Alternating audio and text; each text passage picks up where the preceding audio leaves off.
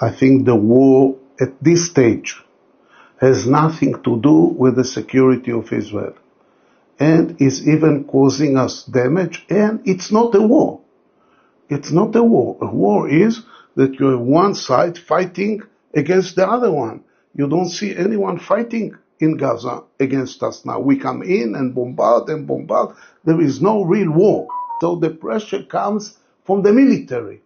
The military says we don't have enough soldiers. And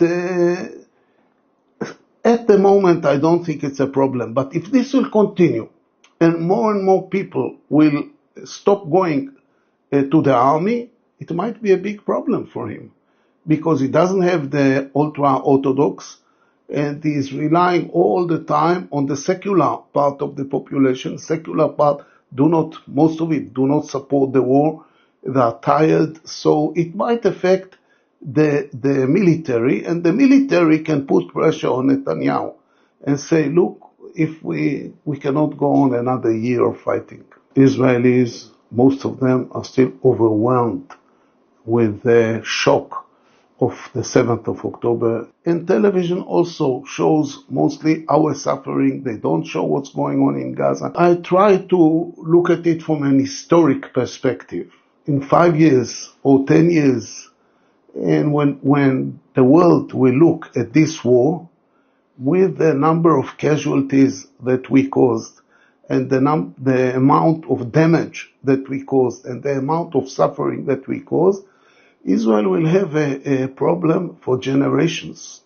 And not only Israel, also the Jewish people. And to the 51,000 killed in Gaza, we have to add about 10,000 killed in other places. In Lebanon, in Syria, in Yemen, just name it. So this will be an account that Israel will have to carry on its shoulders for generations. People don't see it. Israelis don't see it like this. Israelis said, we were attacked, we were murdered, we were raped, we were entitled to do whatever we want. But the world doesn't see it like this, and we'll have big problems, maybe even legal problems, but problems regarding our image and political problems in the future when people will look at the overall result of this war.